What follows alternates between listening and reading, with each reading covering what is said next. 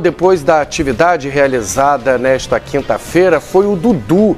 E o Pascoal estava até falando dessa obsessão do Palmeiras pelo título da Libertadores. É esse o objetivo principal do clube esse ano, é disputar Mundial de Clubes. Para isso precisa vencer a Libertadores.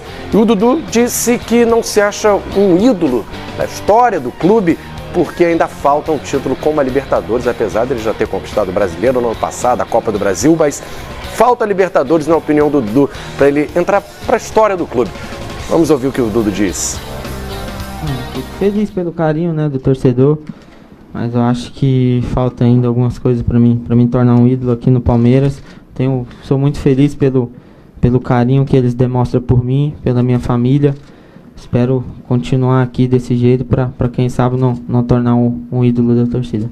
Hoje em dia no Brasil o pessoal tá tratando as pessoas como ídolo por pouca coisa, né? E eu já conquistei o Campeonato Brasileiro, já conquistei a Copa do Brasil e no meu ver ainda falta um campeonato maior ainda que esses dois, né? Que pode ser a Libertadores para mim tornar um ídolo aqui do Palmeiras. Mas eu fico muito feliz pelo carinho do torcedor comigo, como eu falei, com a minha família, com os meus filhos. Me sinto muito bem aqui com essa camisa. Tenho certeza que eu vou continuar bastante tempo aqui para tentar conquistar esse campeonato que eu quero e o que a torcida tanto deseja também.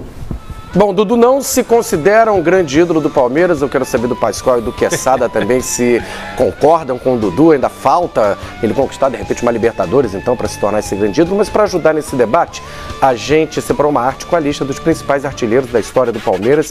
O Dudu, isso no século XXI. Com os 2 gols marcados agora contra o Cruzeiro, ele chegou à 7ª colocação. A gente está ali. Wagner Love é o primeiro com 54 gols. Aí seguido o Valdívia, tem o Kleber, Gladiador, o Alex Mineiro, nosso Edmundo e o Dudu aparecendo ali em 7º com o Pedrinho, 32 gols. Ele ainda pode aí aumentar essa conta, lógico, tem toda uma temporada pela frente, mas é ídolo, isso também é subjetivo, né? O que a gente pode considerar de ídolo? É ídolo. Ele ganhou uma Copa do Brasil, um brasileiro, disse um título maior, mas o título do Campeonato Brasileiro. Ele está perseguindo o Edmundo, ele acabou sendo decisivo em 2 títulos nacionais, né? Tá sendo modesto, Dudu, que sabe? Não, ele é ídolo, é craque, foi o melhor jogador do Campeonato Brasileiro do ano passado. É outro jogador que também está tentando cavar aí uma vaga na Copa de 2018. Para mim, vive um momento melhor que o Douglas Costa, por exemplo. Já teve chance, já porque ele joga no Bayern de Munique e o Dudu joga no Palmeiras. A gente às vezes também tem uma... Não eu, né? Nem você, nem o Pascoal, mas a gente às vezes tem uma tendência a achar que tudo que está lá fora é melhor do que está aqui dentro, né? E o Dudu, em linhas gerais, no conjunto da obra, tem feito partidas melhores do que o Douglas Costa. Agora, voltando de contusão. E voltando de contusão. Só para fechar, antes do Pascoal concluir aí. O Edmundo, que está acima dele nessa tabela de artilheiros, colocou no Instagram oficial do Edmundo metade da foto com o rosto do Dudu e a outra metade com o rosto dele, Edmundo. E dizendo que ele é um ídolo. Então, se o Edmundo está dizendo que o Dudu é um ídolo, não vou ser eu a desmentir o Edmundo e também não pode ser o Dudu a desmentir o Edmundo. É claro que ele é ídolo, não há dúvida nenhuma. Ele é ídolo da torcida do Palmeiras e ele tem uma coisa que só os grandes jogadores têm, que ele cresce em jogos importantes, né?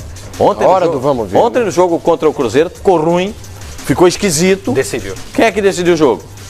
O Borja entrou com personalidade, hein? Você viu o Borja entrou, aquela personalidade, aquela categoria. Aí entrou o Dudu, bota a bola no Dudu, ele entra em diagonal, vira um inferno para defesa. Correria. Ele vira um inferno para defesa, porque ele é um jogador tão bom, que ele cresce no momento da decisão. Cresce num momento importante. Precisa do Dudu, né? Aquele jogador que não se esconde no jogo. Diego Souza, não se esconde no jogo. Toca no Diego Souza, toca no Dudu, toca no Borja, entendeu? Esse tipo de jogador tem que ter. E o Guerra não jogou bem ontem, mas ele é bom jogador. Ontem ele não jogou bem, precisa de alguém para entrar. Quem era? Diego Souza. Dudu. São os caras que fazem diferença. Aí o Palmeiras fez aquela mexida, botou o Tietchan pro lado do campo, tirou o cara da lateral, botou o outro pra dentro, fez aquele negócio. O Cuca tentou acertar o time do Palmeiras no meio do caos. Porque o Palmeiras saiu perdendo 3-0 no primeiro tempo e levantou a mão pro céu e agradeceu. Voltou no segundo tempo e em 19 minutos resolveu o jogo. Teve um pênalti esse aí que o árbitro resolveu não dar. São cenas de pugilato dentro da grande área que o árbitro conseguiu não enxergar, né? Faz parte também do futebol. Esse Palmeiras está mais emocionante do que do ano passado, né? Tá. Porque assim, ele está tomando de 2-0 do Peñarol Isso com o Eduardo Batista ainda. Vai lá e vira o jogo. Tá tomando de 3 do Cruzeiro em quantos minutos? 18 minutos. 18 minutos, faz 3 gols. Então, quer dizer, esse time realmente, ele oscila nessa temporada, diferentemente da temporada passada, quando jogou um futebol muito consistente, mas não provocava toda essa emoção, não é? Teve palmeirense que quase teve síncope, né, ao ver o jogo. Então, quer dizer... botou aquele remedinho embaixo da língua. Botou o remedinho. É muito emocionante ver esse time do Palmeiras e você não pode, depois desses 3-0, empatar com o Cruzeiro e depois dos 2-0 contra o Peñarol e virar o jogo lá em Montevidéu, naquele jogo polêmico com a briga lá no final, realmente esse Palmeiras a gente tem que ficar muito esperto porque esse time tem tudo para fechar a temporada aí com grandes conquistas. Agora, o Dudu cresceu muito no ano passado com o Cuca, né? Era um jogador que empurrava árbitro, nervosinho, colocou a faixa de capitão, começou a ser líder em assistências do time, faz gols importantes, é um atacante, mas também é um meia. Ontem fechou um pouquinho mais pelo meio para ajudar também na armação. E parou de ter problema disciplinar. Decisivo. Também, né? Então, quer dizer, é um cara que está crescendo também como profissional. Então, a gente só pode elogiar a conduta do Dudu nesses últimos jogos. Foi um empate com sabor de vitória para o Palmeiras, já que perdia por 3-0, mas como resultado, pensando no confronto, foi melhor para o Cruzeiro, que decide em casa, entra classificado com 0-0, 1-1 é do Cruzeiro, 2-2 é do Cruzeiro. Quem está mais próximo aí da semifinal, Pascoal? Para mim, o Palmeiras vai se classificar. Por uma questão muito simples, o Palmeiras tem um time melhor que o time do Cruzeiro. Mesmo jogo sendo no Mineirão? Não, mas aí você pode falar... E o Cruzeiro pelo empate jogando no Mineirão? 0-0, 1-1 e 2-2. Perfeito? Passa o Cruzeiro. Passa o Cruzeiro. Joga em casa com o apoio da torcida. 1-0 passa quem? Quem vencer passa, né? Então. Aposta na vitória do meu jogador fora de casa. Essa que é a questão, né? O time do Cruzeiro tem um padrão de jogo fora de casa que ontem saiu. O Cruzeiro saiu do seu padrão fora de casa. O Cruzeiro joga postado na defesa para o contra-ataque, para buscar o contra-ataque fora de casa. Em casa, tenta sair para jogar. Claro que tendo o placar dessa forma, com esses empates a seu favor, o time do Cruzeiro não vai se expor. E se expor contra o Palmeiras, acontece isso aí que aconteceu. Então, na minha visão, o Palmeiras vai se classificar.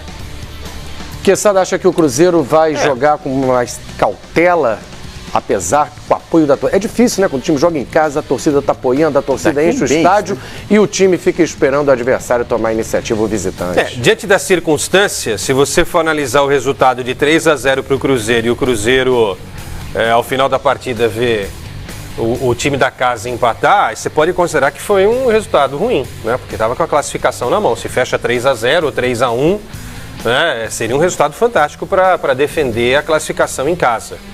Agora, você também tem razão, Vini, que o Cruzeiro fez 3 gols na casa do adversário, né? Uma baita vantagem. Imaginando que dê novamente um empate, só não pode ser um empate superior a 4-4, 5-5, 6-6. Improvável. Porque aí classifica o Palmeiras. Mas assim, o Palmeiras está mais ajustado, ainda não está no ideal, mas ele está mais ajustado que o Cruzeiro. Mas vai ser um jogaço, viu? Esse, se eu pudesse, eu colocaria triplo nesse jogo.